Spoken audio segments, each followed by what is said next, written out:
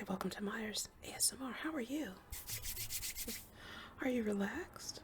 Relax. Relax. Shake that mess off and that stress off. And know that it just gets better and better.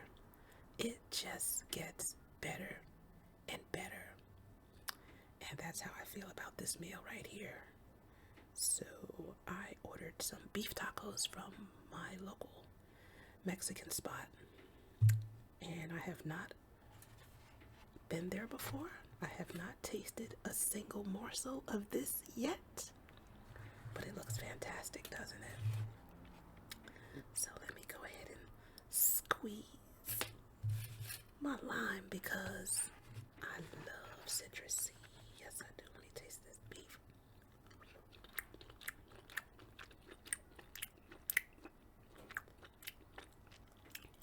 Impressive. This spot is probably the most affordable that I've ever been to. I mean, I got 4 for $12. I mean, I've been places where it's like 3 for that price. So,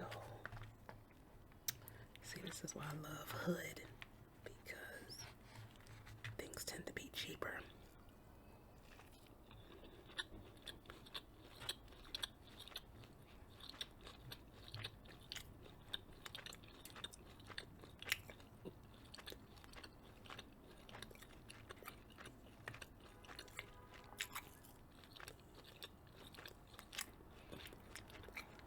Yeah.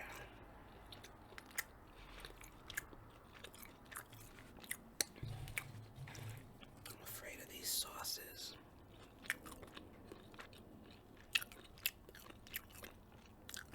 Just a dab.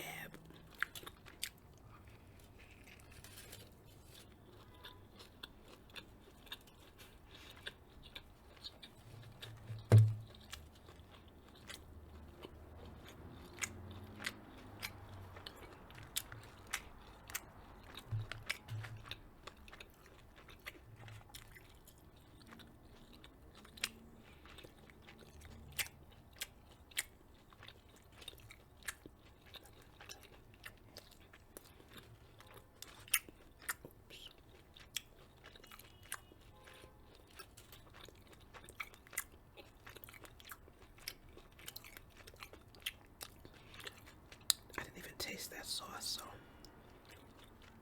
I don't even know if it's hot or wet. So, you know what?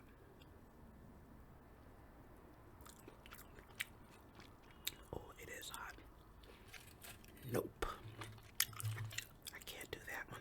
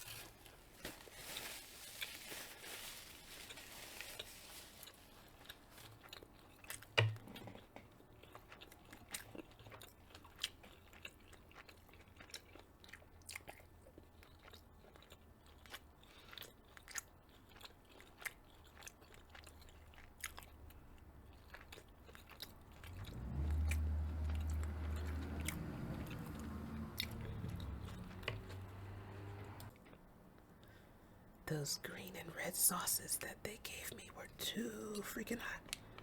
So I looked in the drawer and found this Taco Bell salsa. So let's see. Oops.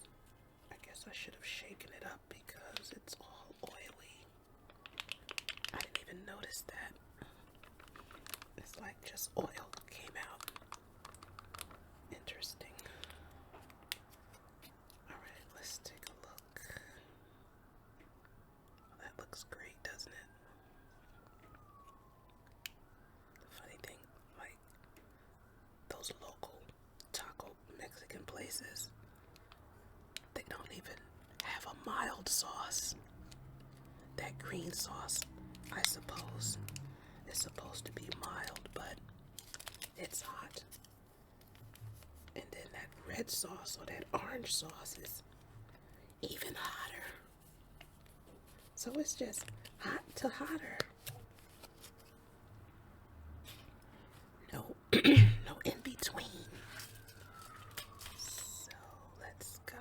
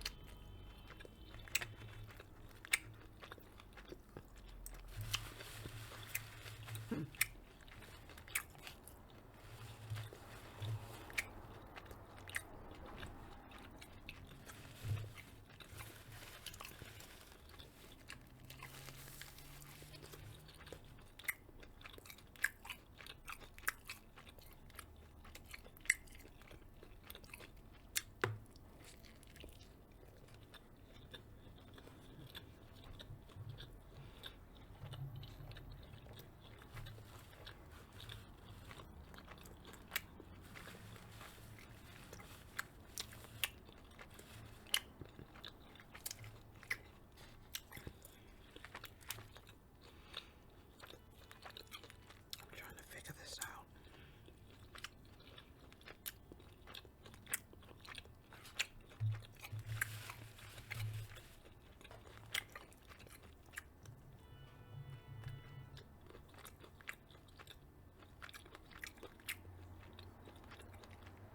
Yeah, that's hot. Oh my God.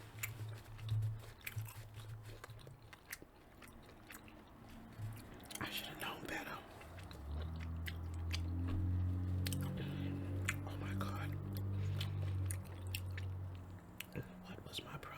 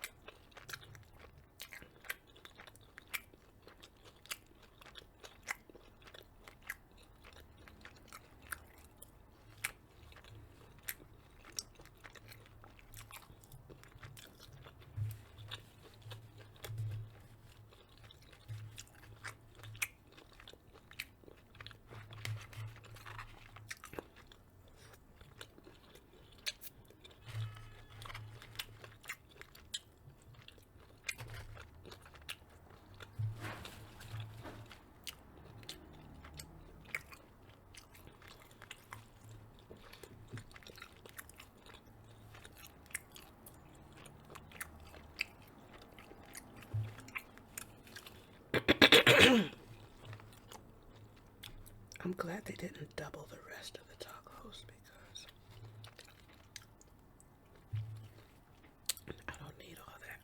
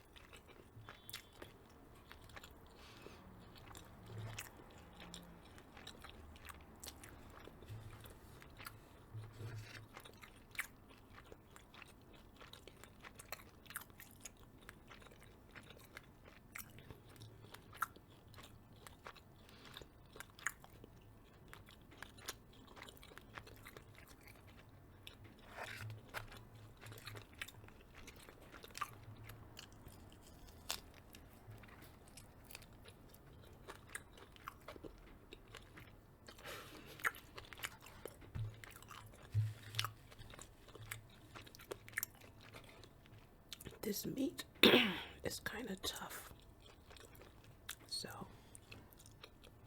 it's a real workout to chew it. So that's why I'm chewing so long, because I don't want to swallow it like that without chewing it well.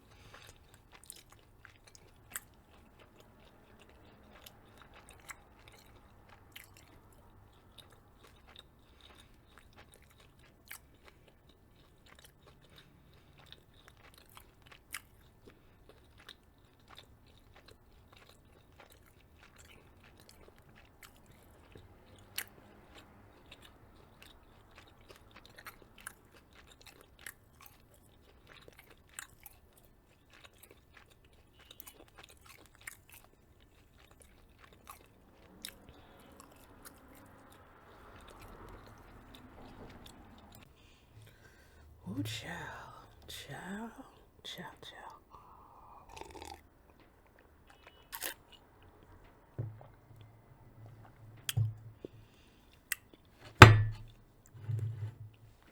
I'm gonna try the chicken. If I go back there, it'll be the chicken or the fish. And that was supposed to be the tender meat.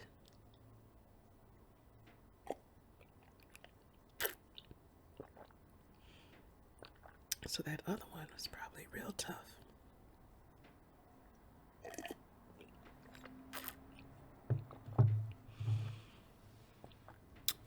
Well,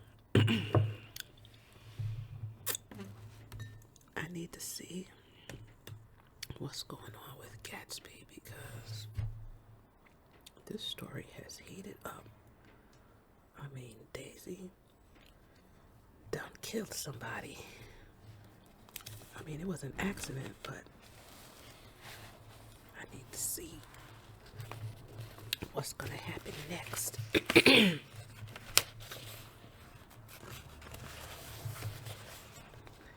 She was the first nice girl he had ever known.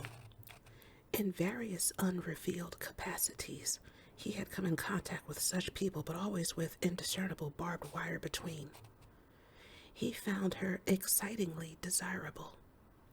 He went to her house at first with other officers from Camp Taylor, then alone. It amazed him. He had never been in such a beautiful house before. But what gave it an air of breathless intensity was that Daisy lived there. It was as casual a thing to her as his tent out at camp was to him. There was a ripe mystery about it, a hint of bedrooms upstairs more beautiful and cool than other bedrooms, of gay and radiant activities taking place through its corridors, and romances that were not musty and laid away already in lavender, but fresh and breathing, and redolent of this year's shining motor cars and of dances whose flowers were scarcely withered. It excited him, too, that many men had already loved Daisy. It increased her value in his eyes. He felt their presence all about the house, pervading the air with the shades and echoes of still vibrant emotions. but he knew that he was in Daisy's house by a colossal accident. However glorious might be his future as Great Gatsby, he was at present a penniless young man without a past, and at any moment the invisible cloak of his uniform might slip from his shoulders. So he made the most of his time. He took what he could get, ravenously and unscrupulously. Eventually, he took Daisy one still October night. Took her because he had no real tight right to touch her hand. He might have despised himself, for he had certainly taken her under false pretenses. I don't mean that he had traded on his phantom millions, but he had deliberately given Daisy a sense of security. He let her believe that he was a person from much the same strata as herself, that he was fully able to take care of her. As a matter of fact, he had no such facilities. He had no comfortable family standing behind him, and he was liable, at the whim of an impersonal government, to be blown anywhere around the world. But he didn't despise himself, and it didn't turn out as he had imagined. He had intended, probably, to take what he could and go. But now, he found that he had committed himself to the following of a grail.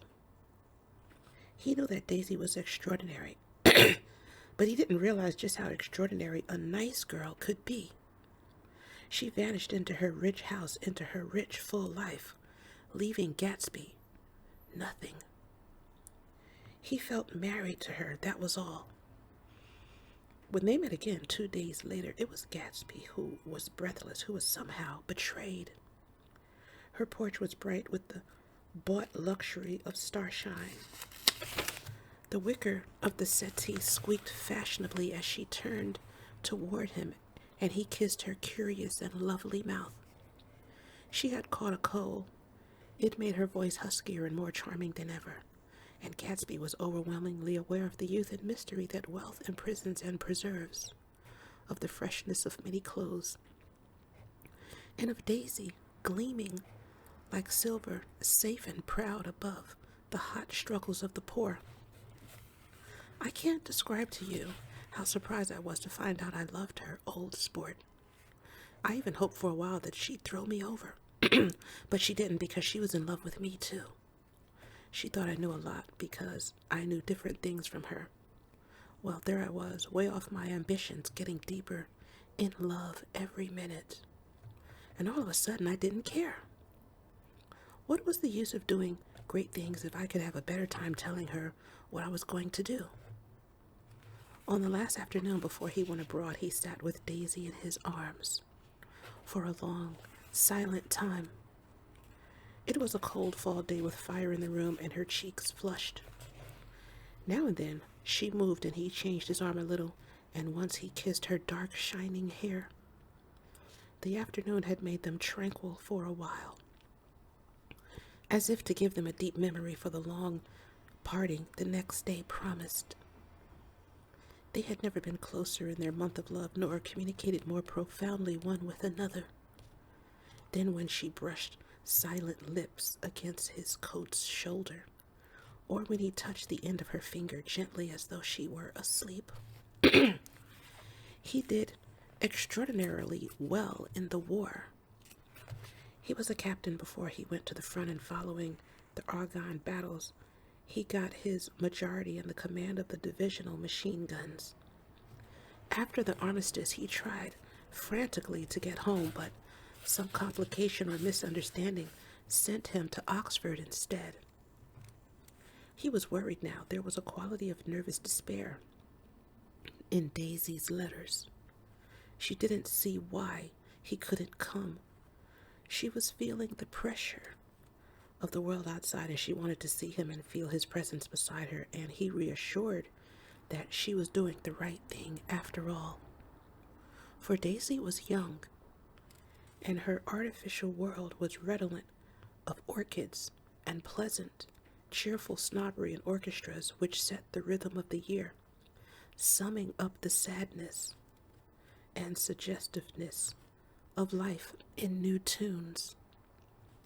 All night, the saxophone wailed the hopeless comment of the Beale Street blues while 100 pairs of golden and silver slippers shuffled the shining dust. At the gray tea hour, there were always rooms that throbbed incessantly with this low sweet fever, with fresh faces drifted here and there like rose petals blown by the sad horns around the floor. Through this twilight universe, Daisy began to move again with the season. Suddenly, she was again keeping half a dozen dates a day with half a dozen men, and drowsing asleep at dawn with the beads and chiffon of an evening dress dangled among dying orchids on the floor beside her bed. And all the time something within her was crying for a decision. She wanted her life shaped now, immediately, and the decision must be made by some force of love, of money, of unquestionable practicality that was close at hand. That force took shape in the middle of spring with the arrival of Tom Buchanan. There was a wholesome bulkiness about his person and his position, and Daisy was flattered. Doubtless there was a certain struggle and a certain relief. The letter reached Gatsby while he was still at Oxford. Well,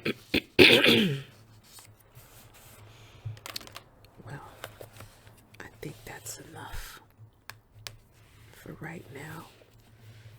And we shall pick up later. This is some good writing, right? Yeah. I love good literature. Hey, if you want to collaborate with me and send me some products that I can review on the channel, let me know. Hey, I'm interested in sponsorships. Remember that it just gets better and better. It just gets better and better. If you like what I'm doing here, like and subscribe, donate to the channel. Catch me in the next video, and may you find lasting happiness.